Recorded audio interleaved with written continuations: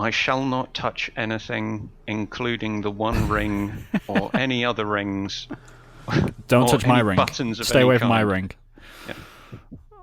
I don't like people touching my ring, if you know what I mean. Is there a crack in this fucking coffee mug? What the fuck's going on? That was good timing. Talking about rings, and then you started talking about cracks. Oh shit! This is a good conversation. This is going perfectly.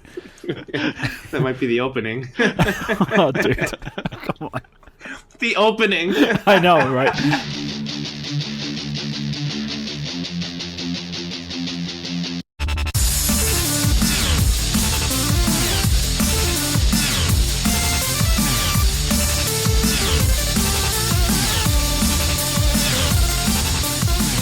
What's up, guys, and welcome to episode 33 of Podcast Reload. It's the general gaming podcast by Sifted.net subscribers, where we invite community guests onto the show to talk about the games industry in all its weird ways. I'm your host, Vin Hill, and joining me, as always, is, of course, my co-host and the sole Japan dweller, Evan Piotrowski.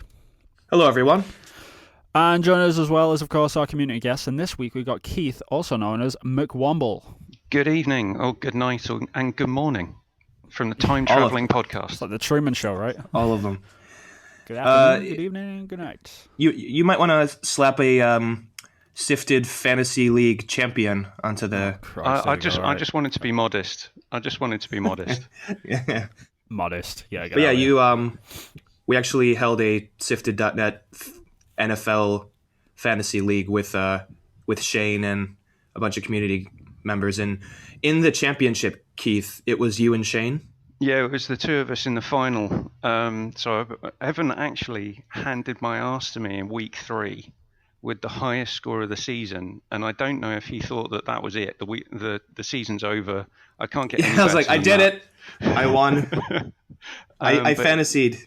Yeah, you went massively downhill after that, and I went on a 9-game win streak at the end of the season. I've no idea how this works, so like I'm not going to try and like understand it. But yeah, well, wasn't there a trophy for this thing as well? Yeah. Who made that? Is it Shanghai Dan? Yeah, I think he's an Eagles fan. Yeah. So yeah, I don't know what Dan's doing with that. I've been in touch with him. But yeah, I think you're supposed to get your name inscribed in it, and he's going to send it to you, and then... Oh, shit, he's got to send it to you? That means you have to send it to the next winner. Yeah, so I'm hoping it's not you. Because he lives in Japan, that's great. Yeah, the postal package will be going through the rig the league next year so it's someone in England. Or whatever, you know? Or in the UK, at least. Or just don't enter. Yeah. All right, cool. Yeah, so that's it. I've won. I'm retired. It's fine. Good. Retired. Cool. Good. So yeah, it was a bit of a community update. Have we got any feedback or any corrections or anything from episode 32? Oh yeah, I guess like I should make a mention. Like the reason why we weren't here last week, I had a bit of a family emergency. We were like 3 minutes into the recording, and I had to cut out and get out of the house. So sorry about that. Sorry that we didn't have an episode last week, but we're here. Same guest as well, so I'm just thankful that we found some time to get Keith back on. So yeah, Keith, thanks for coming back on cool. again. I've been looking forward to coming on. Oh, good. Thank you for coming on. Cool. So we're gonna play a game, dude. I'm ready. Are you sure? Yeah, bring it on. All right. I forgot to bring up my list. Here we go. Okay. First one. Oh, we're going to play Save or Kill. For our listeners that don't know what we've been playing for like the last, 3 months or whatever. In Save or Kill, we basically choose 2 things from the games industry, and you have to choose if you want to save or kill it. But if you do save something, that you have to know that the other thing gets killed, and you'll never see it again, gets thrown into the gates of oblivion, and it's gone forever. So you have to choose carefully. Are you ready, sir? I am. Cool. Number 1, Portal or Team Fortress 2? Kill Portal. Oh, really? Yep. I wish you'd make a third one, though. Just make Half-Life 3, for God's sake. Just make something with a 3 on the end. Okay, there's a strategy to that one, yeah. Yeah. To take Portal off the table, they'll be forced to make Half-Life 3. Tell me, man, the Orange Box 2 is going to come out one day and just like decimate everything, sales-wise. All right, next one. Final Fantasy 7 or Chrono Trigger? Final Fantasy 7. And in fact, just the whole Final Fantasy series.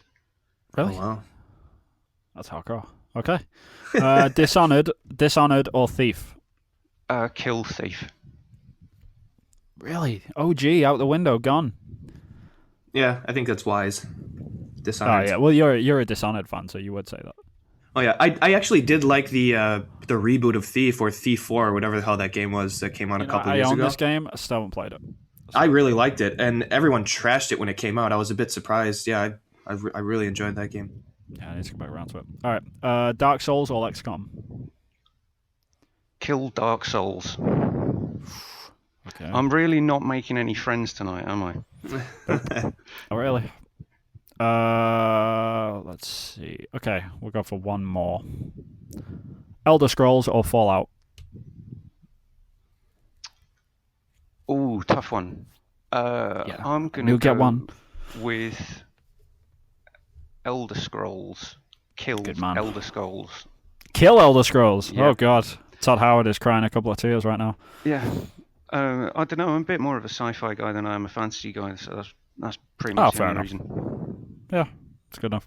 Cool. So I see in the notes here that we got a bit of a spin around, and you want to do one to me and Evan. Is that correct? It's a guest fight back on Save or Kill. Uh-oh. So, Vin, your save or kill Yorda. Evan, your save or kill Argo, or you can both save Toriko.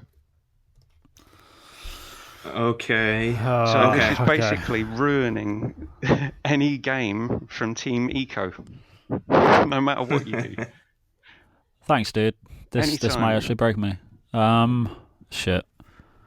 You're in your underground lair right now with all like the TVs, Right. and you're in like that stroking a swiveling cat. chair, and you can just see your silhouette and like one arm, like fucking Dr. Claw from Inspector Gadget. Stroking a kitten, right? Yeah. Like a Stroking hairless my kitten. Vin, do you want to go first? Yeah. Oh man.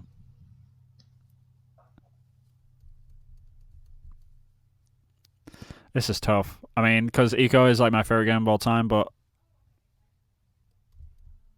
it's not the character that really makes that game. Right. I would say save Toriko if I could.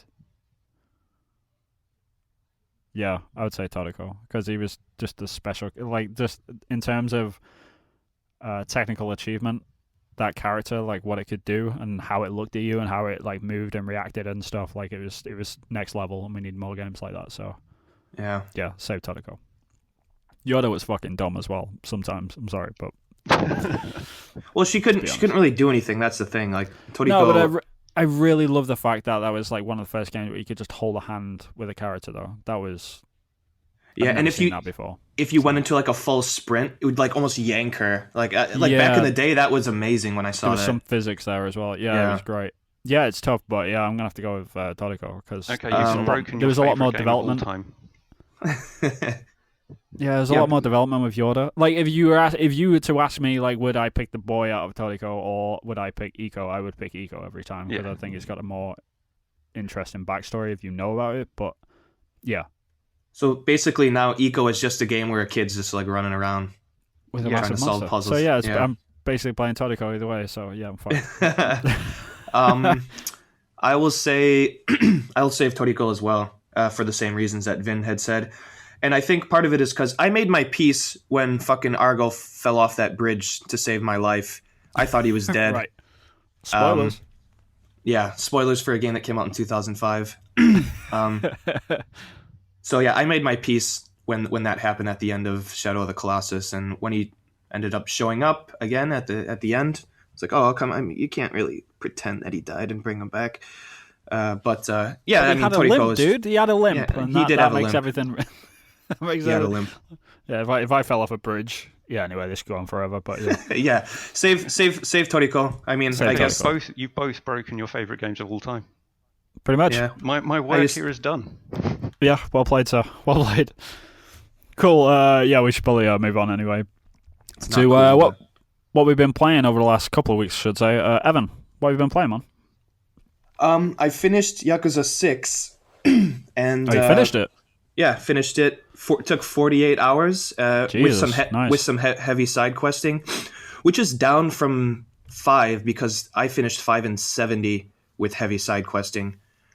But I guess the Giant Bomb East crew are actually playing through they say they're playing through the entire Yakuza series, and I think they're going to try to set it up to where they finish the series by the time Yakuza 6 comes out stateside or in Western territories. Oh, okay. And so those guys don't know anything about the series. Like, they've never played Yakuza series, and they actually last year played through all of Shenmue. Oh, nice. And so, right. So they've got that sort of comparison between the two as well going on. That's pretty cool. They're playing it, and they are loving Yakuza 0. And I never played 0, so after 6, I was on this like Yakuza series high, having only played 4, 5, and 6, none of the earlier ones. I bought Yakuza 0, and I put it in, and I'm kind of wish I would have played it before I played 6, because it's like playing Mass Effect 2 and 3 and then going back and playing 1 in terms of mechanics, controls, fidelity. Like, that game, to me, that game looks fucking rough.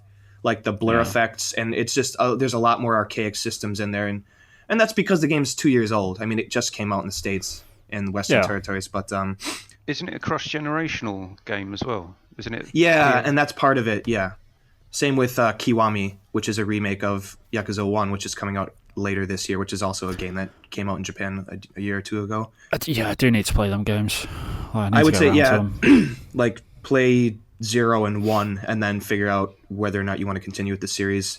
And if you don't feel like you want to play anymore, just skip them and play 6, because 6 I just don't want to go near like anything that looks like Japan right now, because I've only just left, and I don't want to like. Yeah, I give it a few months, and then I'll start thinking about Japan stuff again. So enjoy it a little bit. So what I did is I played about 4 hours of Yakuza 0, and then I just went back to playing Yakuza 6, because the game is so fucking good. And you know, Game Informer does those like top 100 characters of all times in video games. They usually like run that story out like every so often. And like, speaking of characters that need to be on that an updated list of that would be Toriko, of course. And I don't know if they had Kiryu Kazuma on the list before, but he needs to be on there. He's like, I've never turned around on a series as quickly as I had with this game, or with Yakuza. Like, I came to Japan like 5 or 6 years ago, and I never played any of these games. And I picked up 4, and I was like, yeah, this is pretty good, but I played it on hard, and the game just kicked my ass. Yeah. And I put it down, and then when Yakuza 5 came out digitally, I played that, and then all of a sudden, I don't know what the fuck happened, like, just a spark in my brain. I was like, I need more of this. These games are great. And it's just like, I'm like a fucking pioneer for the series now. Yeah, you do big it up quite a lot on the podcast. Yeah, it's like, it's weird. Like, I never expected this to happen. Like, I'm at the end game now. Like, I've beat the game. Right now I'm picking up stray cats to help a guy who wants to create the only all stray cat cat cafe in Japan, of course. Yeah. I recently helped a guy who his Roomba went haywire and was bouncing around Kamurocho, which is basically like their version of Kabukicho, because like a red light district. Yeah, red light district. Yeah, it sucked up the ring he was going to use to propose to his wife or his girlfriend, and so I chased it down, and it was going haywire in this park, and there's a bunch of punks, and it's like, dirty, must clean, and the punks are like, is this piece of shit calling us dirty? Let's kick its ass. And they're going to beat up a Roomba, and then I had to step in and show them who's boss, and then that's ridiculous. You know, and then the ring popped, like, his girlfriend walks by, and she's like, what are you doing here? And then the ring pops out of the Roomba, and he's like, I didn't want to propose to you this way, and then proposes to her in the middle of this park. One thing, like, okay, if I'll compare it to the GTA series, even though it's not the same, but if you want to just cause mayhem and drive around in cars and helicopters and watch things explode and shoot the police with rocket launchers, like, play GTA, because that is the perfect game for that type of thing. Right. Yakuza 6, like, a lot of the other games took place in, like, Osaka and fucking Sapporo and all these places. Yakuza 6 is only 2 locations. It's a really small town in Hiroshima called Onomichi and Kamurocho. And I think the reason that they downsized it is so that they could, like, up the fidelity of those 2 places. Like, it is Japan. It is the best looking game about modern Japan. Like, the fidelity is insane, down to the smallest detail.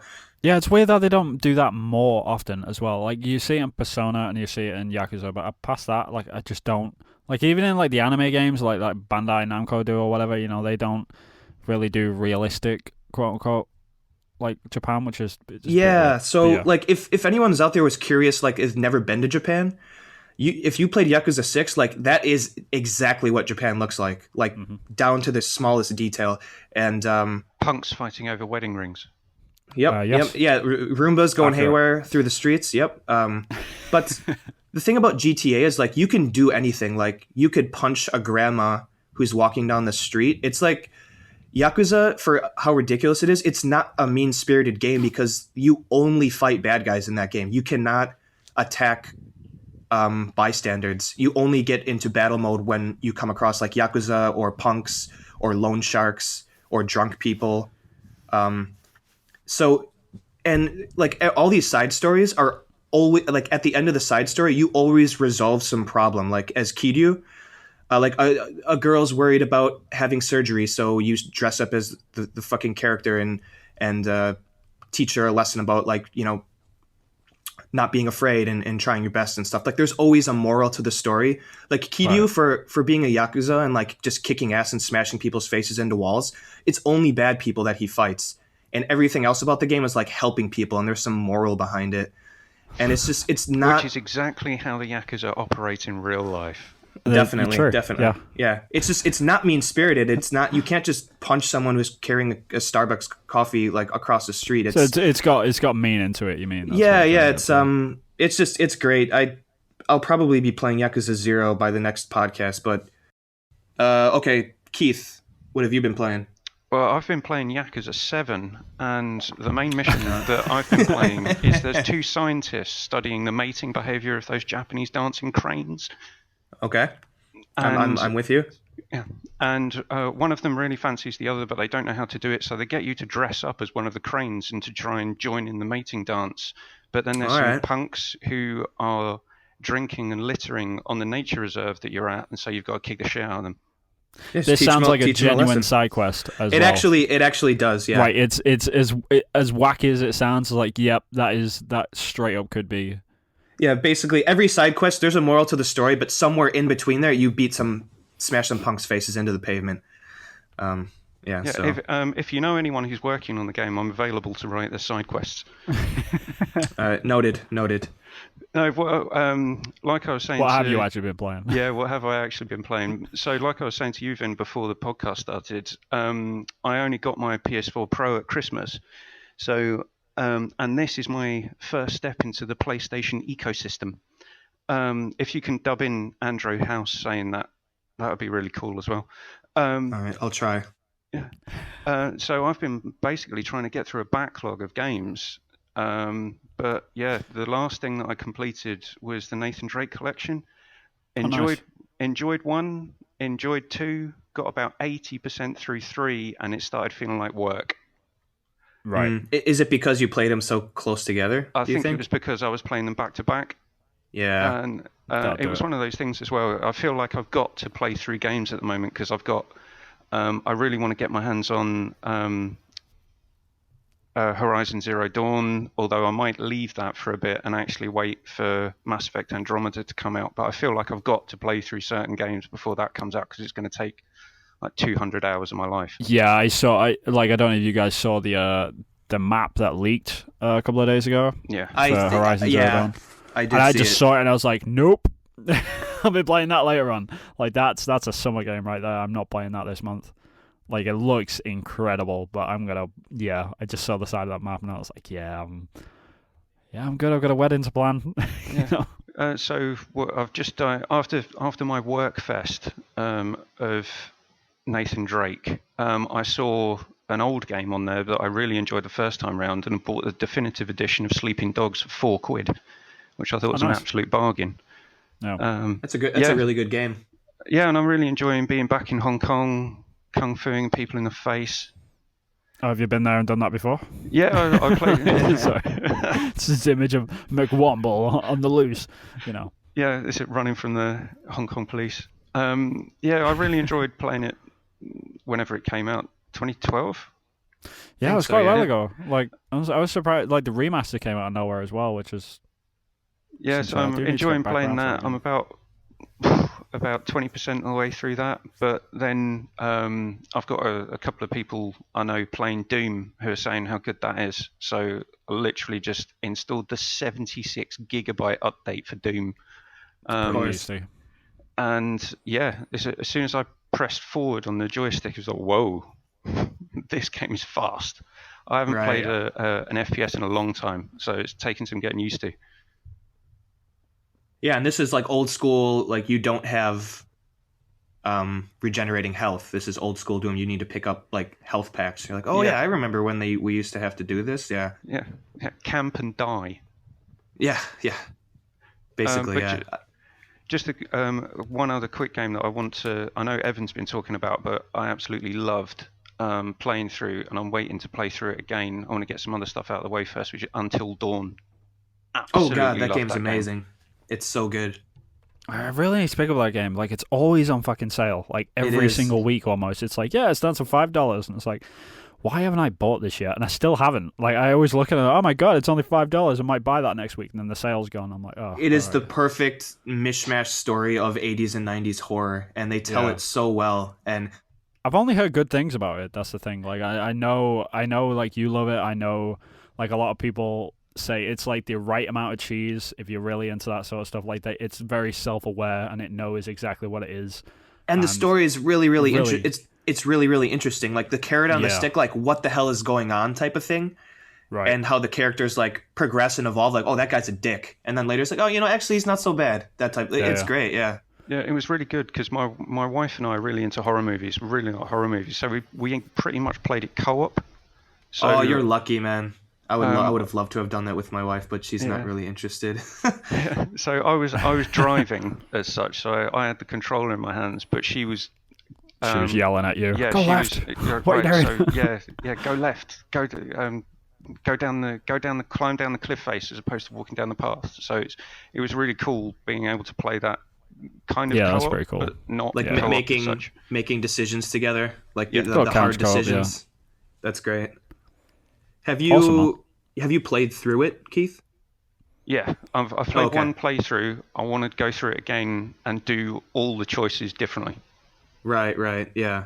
Yeah, and the other thing as well, I want to go back into it because it was one of the first games I played from swapping from my 360 to the PS4, and my muscle memory was totally out of sync. So it's telling me I made the exact same switch, and I went from the 360 to PS4, and it was just like press square, when you're like trying to like go on the fly sort of thing. Because it wasn't my PS4, it must be my PS3 because I got my PS3 about halfway through the last generation. So I bought my PS3 because I really wanted to play Heavy Rain, and that's got like a load of quick time events in it and stuff, and you have to quickly press circle and triangle and square. Yeah. And I had to keep like looking down at my controller because I hadn't played a PlayStation in so long. I was like, shit, is it? Oh, fuck. All right, yeah. And, like I almost got my people killed so many times just because my muscle memory is so out of whack. So yeah, I know exactly what you mean. Yeah, one of my characters did actually die because it said press X, and I pressed X where it would have been on the Xbox controller. Right, yeah, I've done that. That's funny. I never had that problem, but yeah, I can totally see that would be jarring. Cool. Sweet. Yeah, definitely an awesome game. Vin, how about yourself? Oh, have you been playing video games? Have you finally? I have finally. Okay, awesome. Yeah, I've got a TV. I've got a nice 4K 40-inch TV. Lovely. Which I've been using quite a lot. Played a few video games. First thing which I played a couple of weeks ago was Inside. I finally got around to it. What'd you think? And yeah, it was good. It just wasn't as like I was expecting it to be like this mind-blowing game, but I don't know. I didn't get the same reaction as what everyone else apparently got. Like I know you really loved it. It was your game of the year last year. It got game of the year at a lot of different outlets as well. And everyone was talking about. It's like like the last third of the game is. It just completely blows your mind on how you think about like narrative and what can happen within a game. But when it happened, I was kind of like, oh, that's cool. And then I just carried on and I got to like the end credits and I was like, because I played the whole thing all the way through with my fiance as well, and she looked at me and she was just like, what? Like it was cool. Like she got it like right away. Like yeah, I get it, but I don't get why everyone was so hyped on this game. But it was good. Like outside of that, when I'm looking at it fundamentally as a game, like the puzzles were excellent, really really good. You know, they always got me thinking. I never looked up a guide or anything, so I had a really good time with that. The art style is absolutely beautiful. I really like the look of the game, and I mean, but like narrative wise, I needed like this tiny bit more to chew on. You know, like the very beginning was a bit ambiguous, and the very end was a bit too ambiguous as well. So that was my only real complaint about it. Yeah, I can totally see that. It's a fine line between like giving you a little too much or not enough in terms of story. Right. Like the second that game ended, I fucking went on and like YouTube video. Yeah, same. Like and I was looking at everyone else's insights, theories. analysis. Yeah. Yeah, exactly. And I mean, it was fun, like looking at it. So like, yeah, you could look at it in that way. But you know, when it comes to games like that, I kind of like a definitive ending when it comes to that stuff. Sure. So, I mean, yeah, everyone's different though. You know, like some people like to speculate and think about, what could have happened in this. But yeah, I think one of them type of people just likes the solid ending, even if it's a bad ending. Like I just like it a bit more final. But other than that, like it was a great game. I really enjoyed it. But not a game of the year contender for me personally. But I understand why it is for some people. Right. The other thing which I played all the way through Doom. I finally got it. Oh, you did? Yeah. That game is a lot longer than I thought it was going to be. Actually, it's sort of. It's very very fast as Keith was saying before. It's very ruthless and relentless. Like it reteaches you how to play a game almost. It's sort of I had a similar feeling to what I got in Dead Space. You know, the first time I played that. You know, when you're trying to get headshots on the thing, and the game has to teach you like, no, you don't shoot them in the head. Right. It was kind of like that because it's like if you stand still in Doom, you die. Pretty much, you die very very quickly. You have to just constantly be moving, and you have to get your twitch reflexes down, and you've got to be really really quick to like react to certain things. But by the end of it, man, I looked like I was playing super hot just on fast forward mode. It was ridiculous. Because honestly, you get so fine tuned to it. You're just like this ninja by the end of it, and it's great. I mean, the gameplay is tight as hell. The level designs are beautiful. The only problem which I really had with this game was it dragged on for a bit too long. Like it could have been a couple of levels shorter for me. Like other than that, though, it was very much a game of the year worthy contender. Like if I'd played that, like I probably would have been wrestling between that and The Last Guardian almost. Oh wow, like, cool. Yeah, it was a really good game. Very very tight storyline as well. Like it's very self-aware as well, which is great. You know, like it doesn't take itself too seriously. It's like you're just there to shoot stuff, and the game sort of knows that, and it's very like metal and stuff. Like in one of the first like opening cutscenes, there's this dude on a tablet that's talking to you and it's like, hey, we need your help to do this thing, and he's looking at the tablet, and like the Doom Marine just like slams it to the side when he's in like mid sentence or something and just walks off. And it's like at the exact very moment before he did that, I was sort of thinking to myself like, yeah, I don't really want to listen to this dude, and like the Doom Marine just did it, and I was like, perfect, that's great. Yeah, right. And he just like cocks his shotgun and he just carries on, and it's great. Like that sort of stuff, I love it. So I know Vin, I know you're not a big fan of Jim Sterling, but he did a really good Jimquisition. The Doom Marine has got more personality, even though he doesn't say anything, than half of main video game characters nowadays. Yeah, I mean, Doom is very, very well written. That's what I give the game, and not like particularly in its dialogue or anything like that. I don't mean anything like that. It's just how very self-aware it is. It's a fantastic game. I loved it.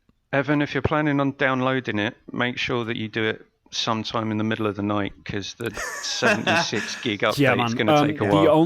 I was about to say this, like the only regret that I've got about buying Doom, it was the first game I've ever bought for my PS4, which was a physical copy because it was on sale on like Amazon for like $15 or something. So I picked it up, and Christ, the PS4 is loud with a disc in it. Like I'd never realized because I've never put a disc in my PS4.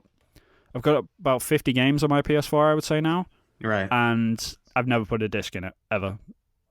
Cool, so moving on. We should move on to our main topics. Keith, have you got a topic for us, man? Do you want to kick us off? What do you want to talk about this week? I'm not actually sure I want to kick off this topic, but I'm going to do it anyway.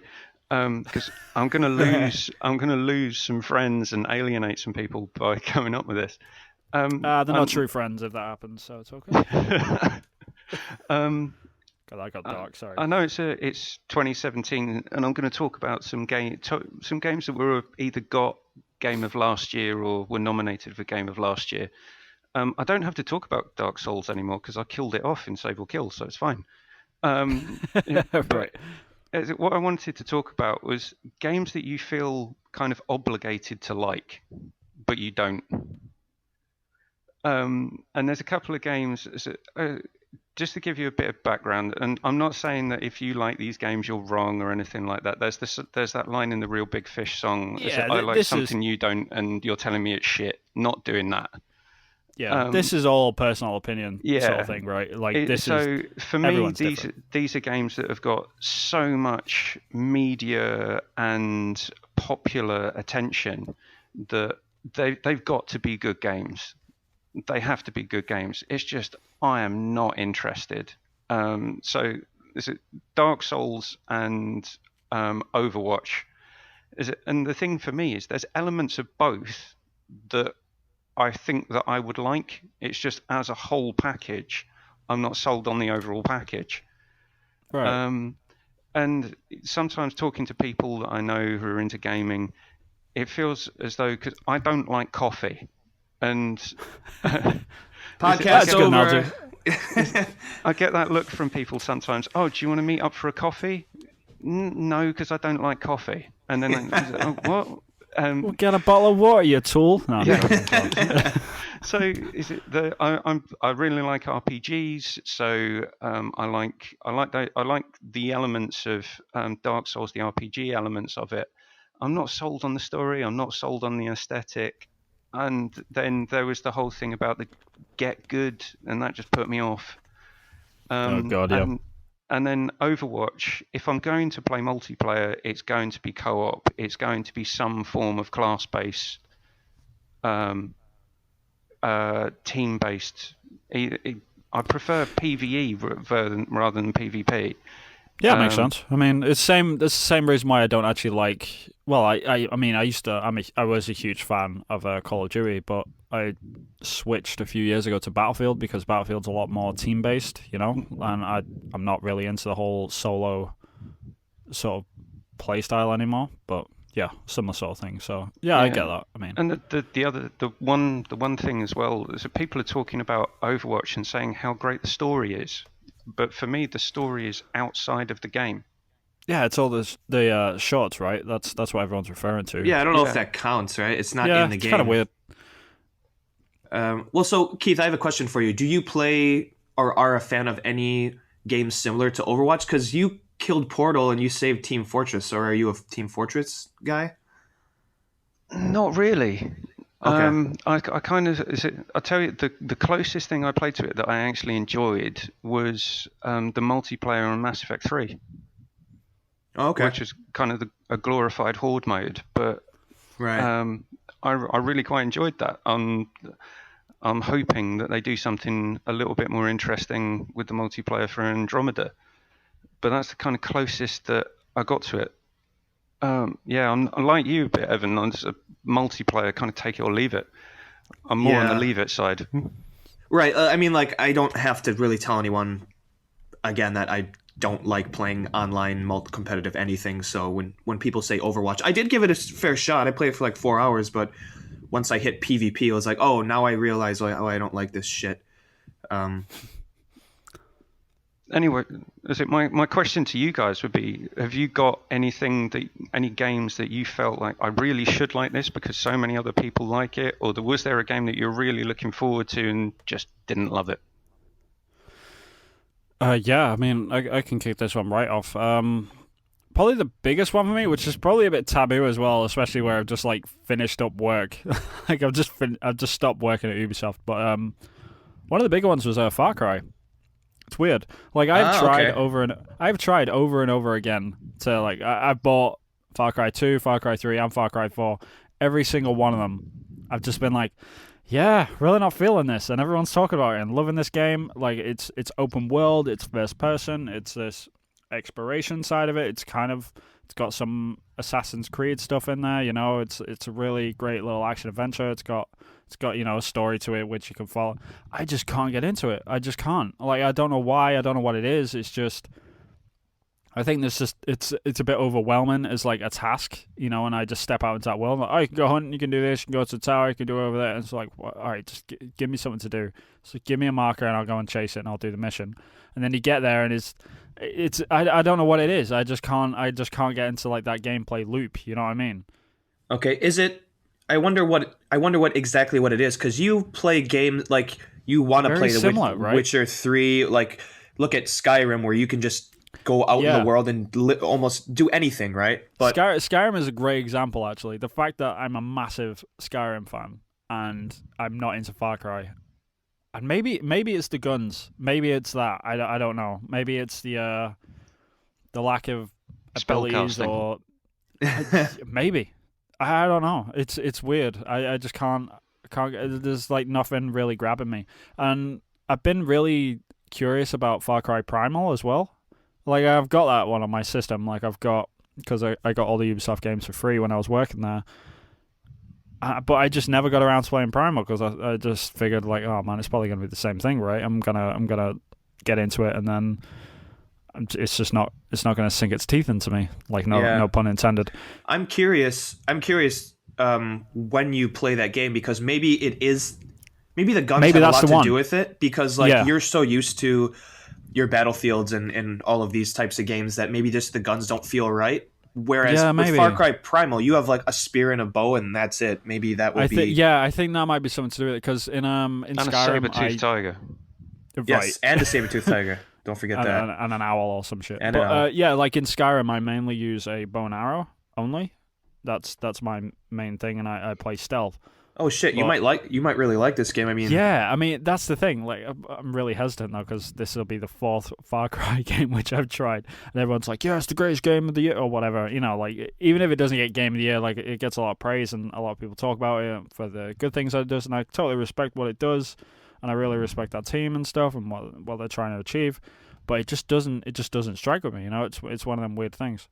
Yeah, it is weird. Like, I love absolutely when Far Cry 3 came out. I think it was 2013. You were talking about Blown Far Cry away. 4 as well. I platinumed Far Cry 4. I loved it so much. And you were loving it, and I was just like, I don't get it. Like, I can't get into it. It's weird. I don't know. Have you, Keith? Have you played any of the Far Cry games? I tried to get into Far Cry Blood Dragon just because of the aesthetic. I thought it was really cool. It was very tongue in cheek. Right, and you said you're a sci-fi guy, right? More so than like a high fantasy type. But I got part of the way in, and then for some strange reason I just left it alone, and I did something stupid and deleted the game off my 360, and then thought, you know what, I'm going to go back to it, and downloaded it again, and then I just played through the intro and thought the intro is probably about as cool as the game's going to get. Hey, I don't know. There's some pretty like that. There's some pretty awesome shit that happens later in that game. Yeah. All right. It's No, it's weird. I don't play like online shooters and stuff like that, but you give me a single player experience and it's like really challenging to try to completely stealth a camp because you get bonus XP for that. Like, I will replay those missions over and over and rack my brain so I can get that. But when it comes to playing online with a fucking, it might even be down to like the density of the maps, because like, just how you travel around in Far Cry is sort of boring to me, with the cars and stuff. Like, I'm not really into that. So when I'm just running around my rifle or whatever, I'm not. That's if I don't come across something within like 2 minutes of me running, like my brain starts thinking about all this stuff. Yeah. So like when I'm playing Skyrim or something, though, like every 100 feet or something, like you run into something. Right. Anything. Like your little mini map at the top is constantly lighting up with stuff like, oh, there's a cave over here, you can explore that. Oh, there's a house over there, and there's a town nearby, and you're constantly thinking about, okay, where am I going to go? What am I going to go and do first? Where am I going to go after that? But in Far Cry, I have to constantly go out to the map and like, oh, that's like a 5-minute drive. It's stuff like that. Maybe it's that. I'm not sure. So it's a weird one. But how about you, man? Like, have you got any of them? Like any big popular games? I've got loads, but that's probably the biggest one, I would say, recently. Yeah, that's a good one. Well, I have a ton that just for some reason or another, I don't even know. Like, it might even be that I would like them, but I can't even bring myself to actually start them. Like Civilization games, like I don't get, like Titanfall 2, Call of Duty, Battlefield. This is nothing new. Overwatch. Right. That's all to do with like the multiplayer aspects, though, right? That's I guess so. Like, all right. I think we're looking. Try and find one which you should enjoy, but you don't for whatever reason. Like, have you got any of those? So, like, something that ticks all your boxes, and you're like, yeah, I should enjoy that game, but for some reason, I'm just. Oh, you know what game it just doesn't do it for me? Okay, that really bummed me out that I didn't like is Terraria. Oh, okay. Do you know this game? Is the world builder one. It's basically like 2D Minecraft, right? Right. I was just about to say, what are you on about? It's it's got the aesthetic of a 16-bit Super Nintendo game, and basically you're just this dude, and all you do, like, you dig underground and you get materials like ore and gold, and it's chopped on basically trees. Yeah, it's 2D Minecraft. Yeah, and then like. And you build, like, you have to build a settlement right away, because when night comes, the creatures get more hostile and in greater numbers. So, but if you're in your house, they can't attack you, the type of thing. And I was just playing this game, and it's like, it looks cool. Like, I get the gameplay loop. Like, the further you dig down, the more you take a chance. Like, the better materials you're going to get to forge better weapons and armor and stuff like that. And like, I could see the gameplay loop. But I was just playing. I'm like, a lot of games like your Minecraft, or games that just here it is. This isn't even like a Skyrim thing where like the world is your oyster. Like, choose what you want to do. This game is like, just do it. Just do what, and it's like, that's not enough. You need to push me a bit more to motivate me. Like, I look at Minecraft. It's like, I don't want to do that. I don't want to build a fucking tower made of dirt. Like, why is that interesting? Right. Just like literally chipping away at a fucking in the game. It's like, I don't want to do that. Mining? Yeah. It's like the most boring fucking thing I've ever heard of. And it's just like, I bought the game and I was really excited to play it, and then playing it, I'm like, this is not fun at all. Right. I think everyone has bought one of those games where like you put it in, like you're enjoying it for the first 5 minutes, and then it just instantly turns into that chore, you know? And you're like, why am I doing this? Yeah, it's and I will say also, a game series that I think a lot of people are just intimidated by. It seems like Keith has more reasons than that why he doesn't like it, but like the Dark Souls series is something that I think I should like. Like, I like everything about it, including Bloodborne as well. But I just can't bring myself to buy them. And actually, I have a friend in the States who loves those games. He's like the put 200 hours into every Dark Souls game type of guy. Yeah. And actually, we did like an invite party on the PlayStation where I did the thing where like I can take control of his game. Oh, nice. You were telling me about this. Yeah, it's weird. There's too much lag for it to work, especially with a game with as much precision as like Bloodborne. Yeah. That's probably a bad game. So, like, if you're playing like a Lego game or something, then you could probably have fun with it. But other than that, yeah. But it was actually like, we just tried it out. No, like, I'm sure most PlayStation owners have never touched that, but he was like, "Man, this is really weird. You're controlling my game," and he was giving me pointers of like how to block and how to dodge. And it's like, I can kind of see like why these games are really, really popular, but I just can't. I don't know. Like, and then by the end of it, after you died so many times and lost however many souls he racked up, it's like, get your hands off my game. Yeah, right. Yeah, exactly. But yeah, it's just I don't know. The Dark Souls series is a good one. Like, even for me, I played Bloodborne, really enjoyed it, finished it. Still had a few problems with it, but you know, I had enough to go out and buy Dark Souls 2, because that was like the most highly acclaimed one, sort of thing. So I was like, all right, I'll give this one a try, because that'd be a good one to go after Bloodborne, right? And I played it, and I was like, yeah, this just is totally different. I'm really not into this. Like, it's really weird. So it might be even a bit worse for me because like I played Bloodborne and I enjoyed it, but Dark Souls just has a completely different vibe for me, and I'm just not really into it. Just the way you control your character as well. Like Bloodborne is very much about dodging and moving fast and being aggressive, but in Dark Souls, there's a lot more defense in that game. You have to think about like shield blocks and stuff like that, and it's just really slow to me now. And maybe if I played it the other way around, I would have enjoyed like the Dark Souls series a bit more rather than Bloodborne, but maybe because it was the order I played it in. But Dark Souls is.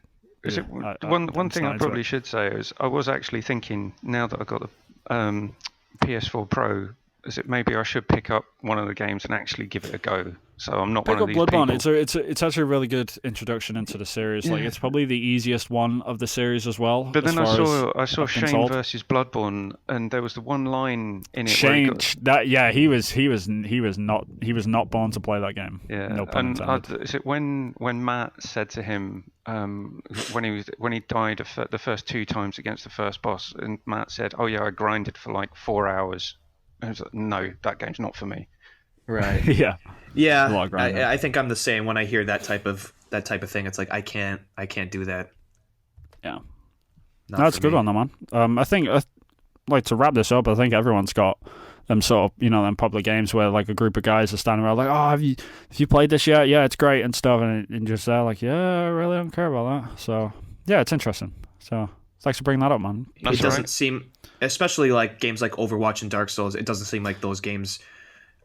Popularity are going anywhere anytime soon, so we're going to have to either it's all opinion. Yeah, it's not we're not saying them games are bad. Oh no, they're good for a reason. Like everyone's talking about them for a reason. And just don't care about them. Yeah, it's one of those things. Everyone's perfectly entitled to their opinion, and everyone's perfectly entitled to be wrong. Yes. Yeah. Right. Exactly. Yeah, and that's why I hate Mario Kart 8. That's what that game is bullshit. I'm sorry, but like if you're in first place, you get punished too much. Anyway, this could go on forever, but anyway, moving on. Evan, what are we talking about this week? What is Podcast Reload's topic of the week? Our topic is new games, bargain bin prices, and this kind of came up because there's been a handful of games that have come out or are coming out soon that I really want to buy, or at least these games are on my radar, but like I don't know, like a lot of people, I just can't purchase like every new game for full price. So yeah, well, $60 a game for a hardcore gamer it's a lot of money, man. Yeah, I sure as hell don't buy every game for $60, but I wait for sales all the time. And I think that's just the nature of the business now. Look at The Last Guardian within a month and a half, the full price is now $40. It's a $40 game now. The price dropped $20, right? Yep. And so, it's just the nature of digital games now in PSN sales and being a PS Plus member. You just get so many deals that I usually keep a short list of newer games that I will definitely be buying once they get a little bit cheaper. So basically, I wanted to say or ask you guys what new games are on your radar, and what are some of these new games that are on your bargain bin shortlist. And I mean bargain bin, just you're going to buy them, but you're just waiting for them to get a bit cheaper or to go on sale. So Keith, I'll start off with you. Actually, let's start off with this question: how many new games do you buy a month for full price? I'll start with Keith. A month? I'll answer the question differently. There's probably 2 games this year I will buy full price. Okay. What are those games? That's going to be Mass Effect Andromeda, and if it comes out this year, Red Dead. Okay. It is coming out this year. It is. Vin's trying to will it into existence just because Scalebound got canceled. Hey man, I just want to play that game as well, to be honest. I don't even care about our fantasy league. I really want to play Red Dead 2. It'll be great. Yeah. So for me, there'll be, is it because the amount of disposable income I've got available, there'll probably be the only 2 that I would buy full price because I am that interested in playing those games. Sure. Everything else, I'm good because like I've been saying, is because I got my PS4 Pro at Christmas. I'm behind the curve, so basically everything that I'm buying now is not necessarily bargain bin price, but heavily discounted. Right. I mean, you and Evan are in the fortunate position. Like, Evan's only just got his PS4 as well. You guys are sort of in the fortunate position of, you've got this massive back catalogue over the last 2 years that have built up, and you're just getting games like $5, $10, $20. Like, I'm sort of jealous in that respect, but yeah. Well, yeah, it's to the point. Like, I have so many games in my backlog, just because I just got my PlayStation 4 a couple months ago, and all the holiday sales hit the second I got it. Yeah, so, that's the backlash from it, though, right? Because now because everything was so cheap, you've probably spent the same amount of money as I have on games just. it's ridiculous. Yeah, it's like The Witcher. I have The Witcher 3. I have Doom. I have Far Cry Primal. I have Assassin's Creed, Victorian era. What was it called? Syndicate.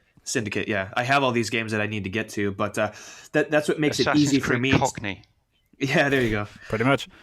It makes it easier for me to look at these new games coming out and say, like, you know what, I will buy these games, but I can totally wait for a sale. So like, Vin, okay, yeah, actually, let's not say a month. I mean, that's a lot of cash. Yeah, it's kind of weird. I mean, if we say like how many games do I buy a month, like full price, it depends on the year. I mean, we all know there's such thing as a video games dry season, and it's from March onwards until pretty much Q4. You might get a couple of games in between, but past that, probably a year, I would probably buy maybe, it could be anything from 3 to 6 games full price, I would say. Okay, what are your top games that you know for sure you're going to buy full price this year? Yeah. It depends what comes out. Like we haven't got a lot of solid release dates, but I do want to buy Mass Effect Andromeda. I really want to give that series a chance because I missed the first trilogy. So obviously Red Dead 2, that's a day one purchase for me. Like, I trust them boys through and through, and I know they'll deliver a decent game, so oh yeah, I'm not worried about that. What else this year? I would say, Snipper Clips. Yeah, Snipper Clips as well. Looks like a good one. Yeah, no, I don't know. I mean, $400. Yeah, it really depends on. Yeah, I know, right? Snipper Clips. It really depends on what actually gets released this year. Like, if God of War came out this year, that would be day one purchase. If we saw Days Gone, I'm really interested in that game. That might be a $60 purchase depending on how the reviews go. Yeah, I'd like to see more during E3, right? Yeah, so like 3 to 6 games a year, I would say. But how about you, man? Like, how many games, like full price, do you normally buy? I know you're not, because you're normally you're lagging behind a bit, and rightfully so. Like, you play the clever, like, long game. So yeah, how many full price games do you buy? I'm probably, just because like it took me 3 years or 2 years and some after the PlayStation 4 came out to actually pick one up, that I'm just swimming in old games right now, or older games. But in terms of new games, I'm kind of around where Keith is at. Like, I would say like 2 to 3.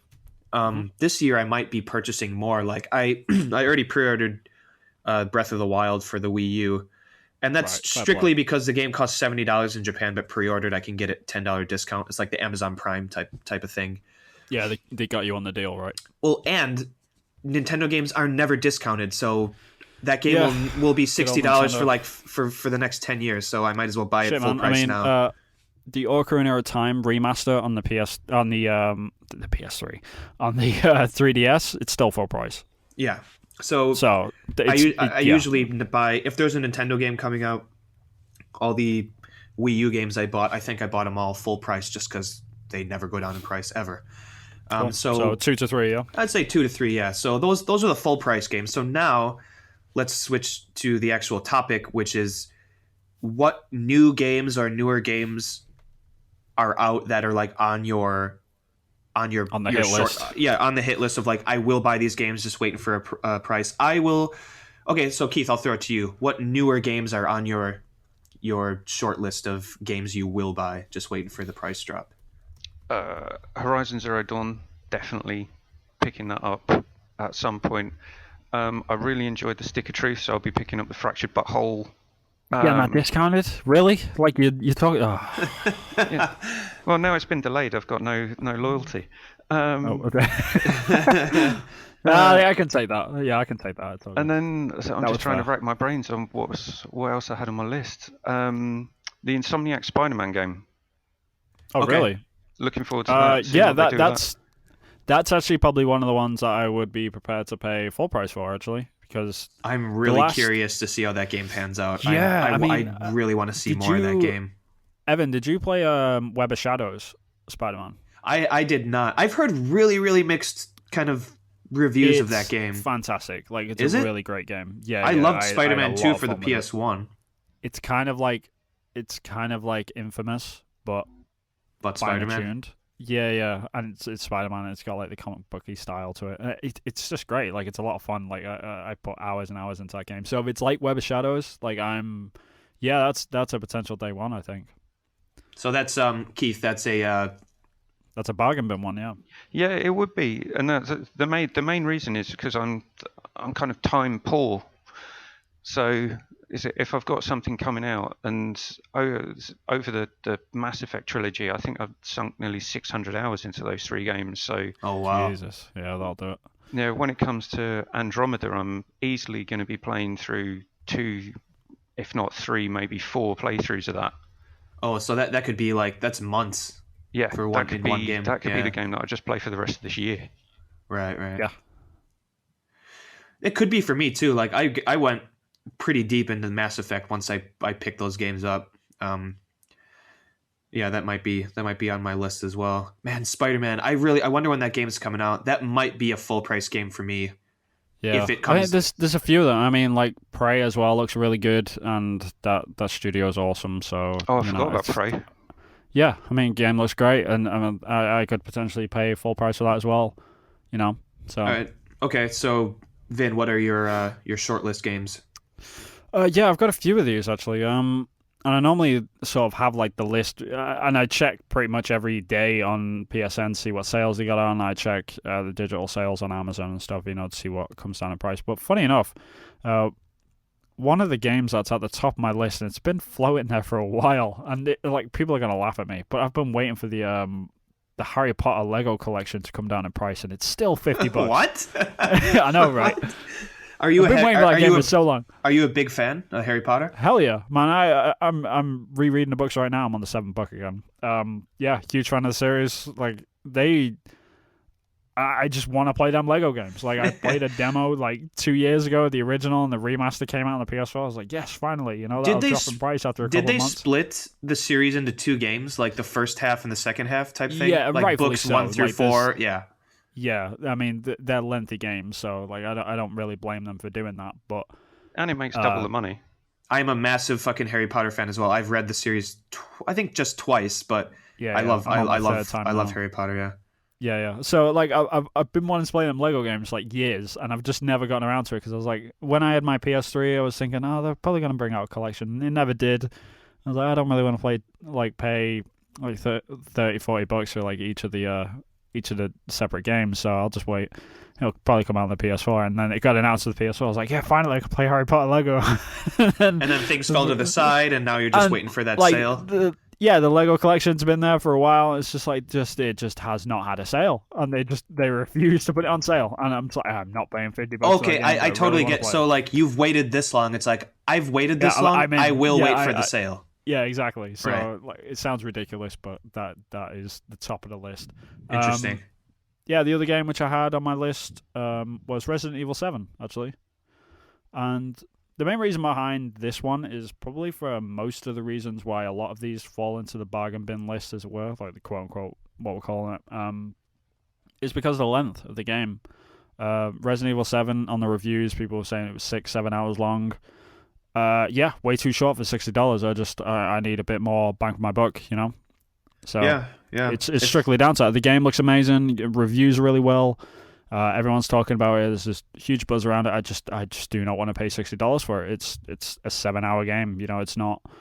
That's not. And I know there's a lot of replay value in it, and there's a lot of arguments there, and people say, no, you need to play it multiple times to get all the secrets and all the little side quests and stuff. And I get that. You know, I'm nothing against that, but you know, I need a bit of a chunk of meat because it's rare that I replay a game. You know, because I play so many games. Once I've finished with a game, I'm normally on to the next. So I'm not that type of guy. So, yeah, bit more bang for my buck. That's pretty much it. But how about you, man? What have you got? I got a couple games on this list. Resident Evil 7 being one of them. Now, Right. Resident Evil 4 is one of my favorite games of all time. And then Yeah, I I love liked the series. 5 Same and reason. 6 was a piece of shit. Fucking hate that game. But it's weird. Like when you and I watched the E3 reveal of RE7, like we were fucking blown away by the reveal, right? Like yeah, it wasn't. The reveal was great. So the game was on my radar, but I just wasn't sure if I was going to get it. Like playing a first-person Resident Evil game, I was just like, I don't know. I kind of like the over-the-shoulder, like Resident Evil Revelations 1 and 2. I love those games. Like if the series went in that direction, I would be happy with it. But I'm also happy with. I'm surprised and also happy that RE7 has gotten as good of reviews as it has up to this point. And those reviews kind of pushed me over the edge in terms of like I didn't know if I was going to play it, but now because it's gotten such great reviews, I'm like, you know what? Yeah, this game is on my list. Like I will buy it. But exactly like you said, Vin, it's like, like 7 hours. I'm not dropping $60 on that, So that's on my list. And there's okay. So the other two games, these are my number one and number 2 are Dishonored 2 and Rise of the Tomb Raider. This is interesting to me because Dishonored 2, obviously Dishonored is in your top 10 games of all time. Love it. And you have yet to buy it. And you have yet to buy Dishonored 2. I was really surprised by this. I thought that was like the one of the top games on your list when you got your PS4. I was expecting like any day now you were going to go, finish Dishonored 2. But no, you just never gotten around to it. And I bet you once I buy it and put it into my system, you'll love it, yeah. I'm just going to think like, why did I wait so long to play this fucking game? But I did the exact same thing with Doom. The exact same thing. Because it was right up my alley. I loved everything that I saw about it. And I sort of wished I paid $60 for that game because them boys definitely deserve it. Can I add another one to the list? Keith? Oh, sure. What do you got? Yeah. Yakuza. After so many people saying so many good things about it. That was actually a surprise, by the way, if you want to bring that up. Yeah, Yakuza 0. I did not think that so many people were going to go head over heels for this game. It's so niche. And I haven't got 55 quid to buy it at the moment. That's why I think I picked up Sleeping Dogs for 4 quid as opposed to 55 for Yakuza 0. Just wait a while because when you said that you were a really big fan of Sleeping Dogs, it's like there are some parallels. Like the combat, like Sleeping Dogs does a lot of interesting stuff with combat in terms of like environmental takedowns. The Yakuza series does the exact same thing. Like you're doing some really crazy shit. Oh, by the way, always. So basically, when you grab a hold of someone in Yakuza, always look around for environmental stuff to do. Because there's so many environmental takedowns that you will not know exist unless you try it. Like I was in the convenience store in Yakuza 6 because it's seamless now. There's no loading in between buildings. Like you can just go into the convenience store and start tearing shit up. I grabbed this guy. I had the heat gauge on, pressed triangle. I threw him over the counter and his head went into the microwave behind the counter in like a 7-Eleven. And here's the best part. Half of his life went down. And then like the 7-Eleven worker was like, kind of like shaking, like, holy shit, what's happening? And then he like panicked and he pressed the on button on the microwave and then just fried the guy's brains and killed him. I was like, oh, this game is so great. So it does have a lot of that Sleeping Dog stuff. So I'll say, Keith, who knows if you'll like the Yakuza 0, like to the extent that maybe you enjoy Sleeping Dogs, but if you want to wait for a bargain price for Yakuza 0, I think it would totally be worth finding out whether or not you like the series type of thing. Yeah. Yeah, because I'd use that as a test to see then if I pick up Kiwami and 6 and... Yeah, definitely. And I think the reason so many more people are playing Yakuza now is because it is the first game. It's right, I was going to say that. I mean, it's strictly down to that. Yeah. I mean, whenever I look at a Yakuza game, like, Yakuza 4 has come out this week, and it's like, I have no idea what's going on in the story, so exactly. I'm going to pass. Now 0 is out, it's like, I'm really attracted to that because I want to start from the beginning, and there's been a lot of positive feedback from that as well. Like, everyone that's played it has sort of said, this is a really good place to start. Like, it gives away a bit of, things in between of the other ones, but other than that, like, you should definitely start from this one, so... Yeah, and then of course, yeah, just to wrap it up, yeah, Rise of the Tomb Raider. I loved the 2013 reboot. Last week. Yeah, PlayStation owners had to wait an extra year, and now that it's finally out, like, I'm just caught up with a couple other games, but yeah, I actually bought Rise of the Tomb Raider last week. It was on sale. It was like oh really? It was like 40, yeah, it was like, $40. No, it was like 25, maybe 30. Are you serious? Oh shit! Yeah, I fucking missed that. Yeah, you've missed it now. It's I would have paid that. All right, well, no, I'll wait for the next sale, maybe like next 2 months. But that's at the top of my list. Yeah, I think all good games we're waiting on. Yeah. And the thing about Tomb Raider as well, it's meant to be one of the if you listen to Digital Foundry, it's one of the best ones that you can run on the PS4 Pro. Oh, awesome! Good to hear. I think a lot of this is down to, if the zeitgeist has sort of got over it, sort of thing. Like, it's more likely to slip into our bargain bin list. I think that's sort of what it's come down to, right? And maybe like the length of the game. So yeah, it's interesting. Like, you never really think about why a game slips into that I'll wait for a sale category, but I think every gamer does it. Oh yeah, and even with games that they really, really, really want to play, but like yeah, Keith said, like Tomb Raider. You might really be time poor or just like money, whatever. Yeah, you gotta move stuff around, and yeah, everyone's got different lifestyles and stuff. So yeah, interesting conversation. Good one. Cool. So coming up to the end of the podcast, Keith, thanks for joining us, man. It's been really cool to have you on. No, thank you very much. I know I had to wait for a bit, but it's been worth it. Yeah, no, sorry we had to get you on so late at night as well because of the UK time zone compared to America versus Japan. Yeah, we're working with 3 time zones now, so hey man, if our great grandparents could see us right now, they'd be like, "What the fuck is this sci-fi stuff going on?" They'd have no idea. Like, how are you people talking? Yeah, if anyone living in the UK wants to get on the podcast, be prepared to stay up late. Or really early, we don't know yet. Yeah, Depends. and then be prepared to explain that to your other half. You stayed up how late to talk about video games? Hey, well, I could talk about video games till the end of time. I don't care what time it is. Any time is good. Anytime. But yeah, thanks for coming on and staying up so late, man. Appreciate it. Yeah, man, we appreciate it. Sorry about last week as well. No worries. Yeah, you were like 5 minutes into it. You're like, oh, okay, that's cool. But yeah. If anyone else wants to join us on the podcast like Keith has, all you got to do is message us on you have to message Evan on sifted.net. You can message him and ask him if he's got any space, but I'm sure we always have. Definitely. The list is always open, as it were. Or you can message us on Twitter. We are at podcast_reload, and you can find us on there. And our latest episodes are always pinned to the top as well. So, if you're listening to this in 2023 for no reason whatsoever other than the fact that you're a bit of a loser, then you can see if we still exist and we're still around, and you can find our latest episode on there. So yeah, if you got anything else to add to that, guys? I think that's it. Yeah, just nope. Send me a message and we'll get you on at some point. We'll figure out the time zone thing.